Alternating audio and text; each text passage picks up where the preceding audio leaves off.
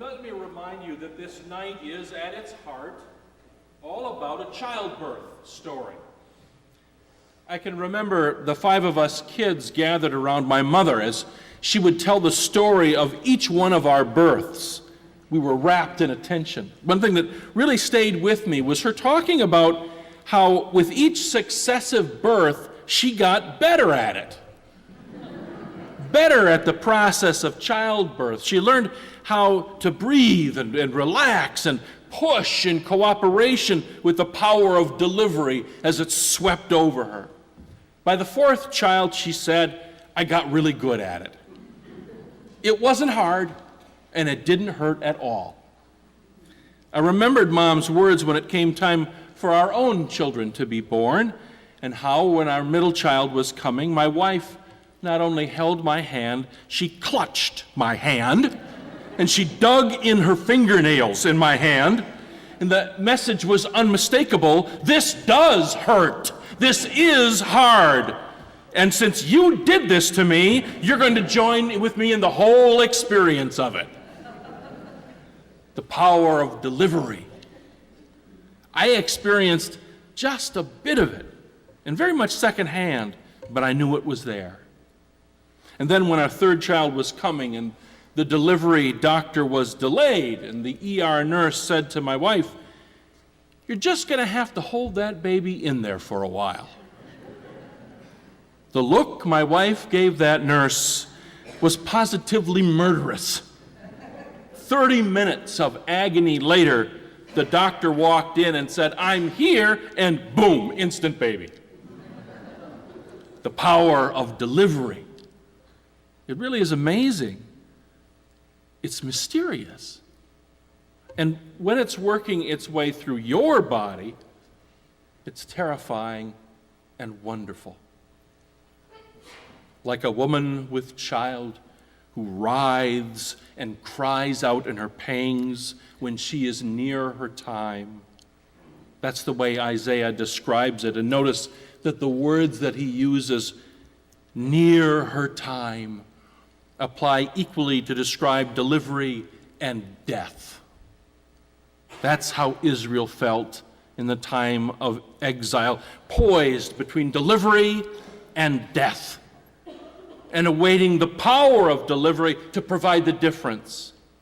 I wonder if that's how it was for Mary and Joseph on that late night journey in search of a safe birthing place, poised between delivery and death, and awaiting the power of delivery to deliver them. That power, according to Isaiah, that delivery power, must come from beyond us. We ourselves cannot provide it. We were with child, we writhed, but we gave birth only to wind.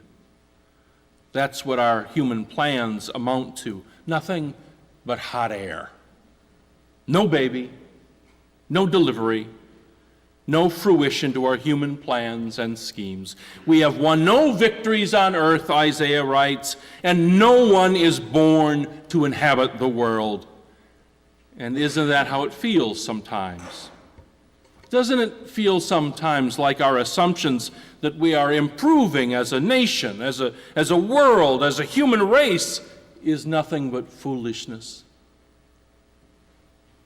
That the hopes we have placed in human progress have delivered nothing but wind, and not even a bang, but a whimper of wind.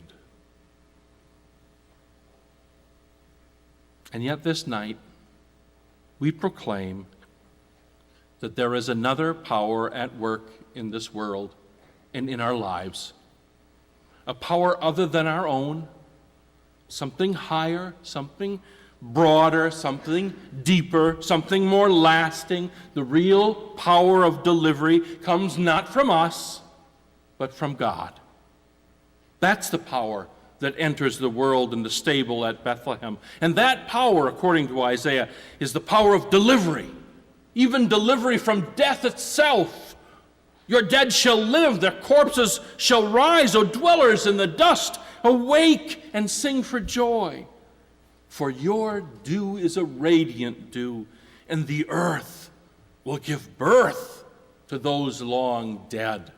That's the power of the resurrection that makes the heavenly choirs sing in exultation. That's the power of the earth that makes the evolutionary biologist proclaim in the poetry of scientific wonder. That's the power that fills the artist and the athlete in the experience of flow, when everything seems to come easily and naturally. That's the power that touches each one of us when we are able to be truly selfless. Leave the narrow confines of our own ambitions and schemes and serve someone or something other than us. Something other than, higher than, stronger than, nobler than ourselves. It's the power of delivery that doesn't hurt, and it isn't hard. It fills us with laughter and joy when we stop straining, stop resisting, stop trying to refine or redirect, but simply cooperate and give ourselves over to it. Let it be for me according to your word, Mary says to the angel when receiving her call to take part in God's power of delivery. And Mary, her first time out, is a genius at delivery. We would do well to follow her wise, bold, independent, spirited example. As Meister Eckhart wrote, we are all called to be mothers of God, for God is always waiting to be born. That's what's happening tonight. God's trying to be born. God's power of delivery is desperately asking, is trying to work through us. The delivery of Lula Mae Hardaway's third son was going to be difficult. Not that Lula Mae wasn't used to hardship or difficult challenges. She was born in 1930 to a teenage sharecropper mother who abandoned her to a string of abusive relatives. She moved north to find work, married a man 30 years her senior, who forced her into prostitution in order to feed her growing family. Lula Mae fled her husband and took her young family to Detroit, where she found work as a maid, took her children to church every week and raised them. When her third son was being delivered, he came too early. He was 6 weeks premature. He developed retinopathy that, combined with being placed in an incubator with too much oxygen, caused him to be blind as a baby. It was a difficult delivery. He would suffer the effects of that difficulty for the rest of his life. You can understand why Lula Mae was very protective of her son, given the curious name of Steveland, who spent much of his childhood indoors teaching himself to play a variety of musical instruments. And in music, little Steveland blossomed.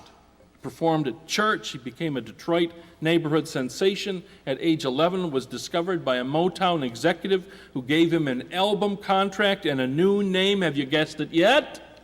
Stevie Wonder. Your dead shall live. Your corpses shall rise.